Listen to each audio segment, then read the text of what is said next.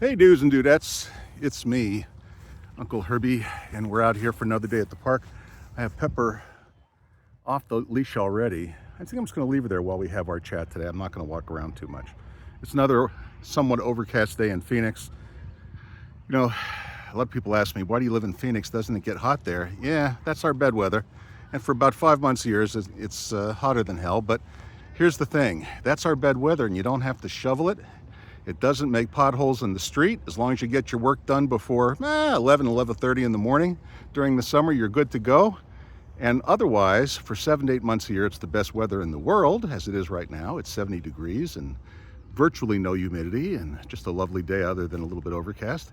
And you're going to get 355 days of sunshine a year here in Phoenix. So it's really hard to complain about it. Although I'll have to be honest, get out of Dodge and go up to Flagstaff, Arizona during the summer and camp a lot. Anyway, Pepper, sweetheart, let's go, sweetheart. She's following me, good girl.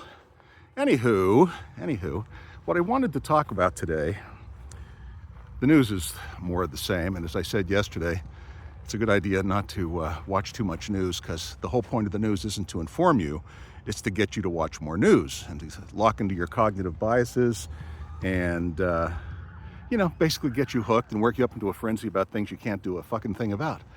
But today I want to talk about a general philosophy in life, which is, first of all, if you don't love yourself, you're fucked, right? I mean, that's pretty much it.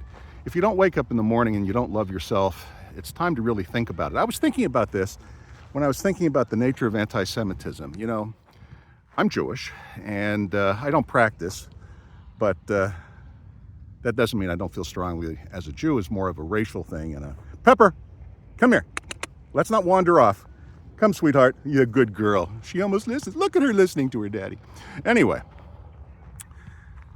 it dawned on me, and this might be just a random observation, but Jews in general, the whole Jewish people, we like ourselves. We might be the most persecuted people in history. I mean, they've been coming at us for 3,000 years. If the blacks think they have persecution, they don't know what persecution is, and I mean that seriously. I know that could come back to bite me in the ass, but look, folks, it's not that slavery was good, but that's just a recent example of it. Jews were slaves, so was everybody else on the planet. And as far as being racially stereotyped, come on, let's get serious. So why does the world hate Jews? Where does this anti-Semitism come from? And I think it's because, generally speaking, Jews are an extraordinarily self-loving people. It's not to say that individual Jews, myself included, don't have moments of self-loathing. Shit, not a day goes by I don't kind of beat the crap out of myself over what I did to deserve what I got. In my forced vacation and as a guest of the state of Arizona, I was guilty and I knew it. And I felt pretty shitty about myself, and I still do from time to time. I'm talking about, in broad generalizations, Jews like themselves. I like myself in broad generalizations. By the way, just as a side note, those of you, well, everyone who has things in their backgrounds, skeletons in the closet, legal, illegal, found, discovered, not discovered, regardless, things you're embarrassed about. Here's the thing. Regret is a sucker's game. Remorse is the game you need to be in. You need to embrace your sadness for doing what you've done, accept your guilt or responsibility, but at the same time, don't regret it, because regret by its very nature means you're thinking about what would I have done if I would have done things differently. This happens to me. By the way, I am far from perfect on this. I actually have an exercise that I was taught by my counselor, and what she told me was, every time this thing creeps into my head, say out loud, stop it. Because I go there. There is hardly an hour of the day where I don't get caught in my mind of some awful thing I did in relation to the crime I committed, and I'll actually say out loud, you idiot, and then I'll say, stop it. Because that's regret. And regret is rehashing a game already played. The mistake was made. Instead, I replace it with remorse. Replace your regret with remorse, because remorse is legitimate. You should feel bad about bad things you do. That's the only way that you can learn anything, unless you're a sociopath. And I trust none of you listening to me today are, but, the bottom line is, you got to wrap your hands around it and accept what you have coming. Okay, so back to the nature of anti-Semitism. Jews in general, I think it's hard to dispute, are a self-loving people. But broadly speaking, Gentiles are not. That's our whole culture. Our whole culture is now pulling itself apart in a massive demonstration of self-loathing. Now, I'm not saying you're self-loathing, and I'm not saying that because you're probably a Gentile that you're self-loathing. I'm saying that there is no cohesive Gentile culture that says we love ourselves the way the Jews do. So the self-hating hate the Jews as partly for this reason, and the worst part is Jews usually succeed. Just like Asians, another culture that generally loves itself, embraces itself, and is the different Asian cultures have deep, deep histories that they're deeply proud of. And again, they're human beings. They have their doubts, their foibles, their moments of regret, the things they've done that are bad. I'm talking about, in a broad generalization, a culture that loves itself survives, a culture that hates itself perishes, and that's where we are today. We're engaged in a massive case of at least one part of our country, particularly the progressive wing, trying to re-engineer the country into something it never was, something that has never existed, something that cannot be, and it's all based not on facts, not on objective reality, not on any real reason other than it's a demonstration of self-loathing.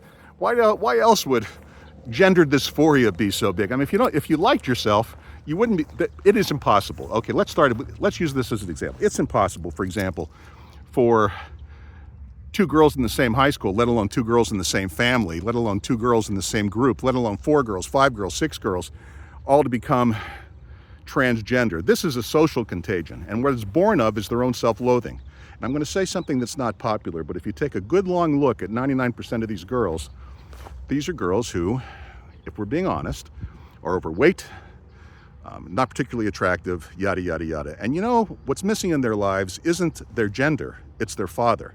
Because the role of a father is to wrap his arms around his daughter. The most important role when you're raising daughters as a father is to wrap your arms around her and tell her how special she is, because looks really don't matter, and sooner or later someone will come along. Birds of a feather flock together. They'll find happiness in life, but during their teenage years they're malleable, and they need their fathers, not their lunatic. Munchausen by proxy fell into a ditch of self-despair and self-loathing, living clandestinely through their children.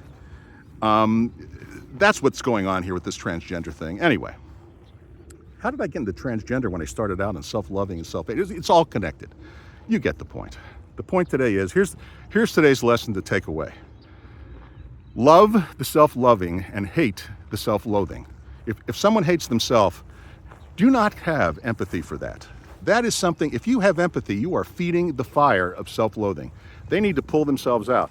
And to do that, positive motivation is going to work a hell of a lot better than telling them what victims they are and accommodating it.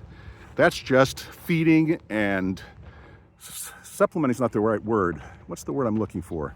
Subsidizing, what the government does every day. It's subsidizing self-loathing. Show no compassion for the self-hating. Show compassion for the self-loving. And when they have a problem, those are the people you want to help, because you know they're going to take advantage of the help you provide and pull out of it. Where the self-loathing are just going to be a sucking hole, a Scylla and Charybdis of despair and victimhood. And who really needs that? I don't. So anyway, that's it for today. Before I go, remember, go to the 1964plan.org, the 1964plan.org. Check things out. Oh, by link there is also my Substack and my audio podcast. I put up a new Substack today, which is Donald Trump the liar? And it's a very interesting article. I go down the list of top 15 lies that Trump has told as reported by CNN one by one. So you'll find it interesting. It's in the Substack that's attached to 1964 Plan. I always forget to say that. The 1964plan.org. Go check out what we're all about. We're going to restore America to the greatness she once was, with all of the good things that we've done since 1964, when the Civil Rights Act was passed. We're going to throw out the garbage, keep the good stuff, restore the nuclear family, bring back pride in America, make America, I don't want to say make America great again, I'll sound like a Trumpite, which I am not. Restore America to the greatness she had and take America to the greatness she's never known. That's the 1964plan.org. And until tomorrow, this is Herbie. Talk to you then.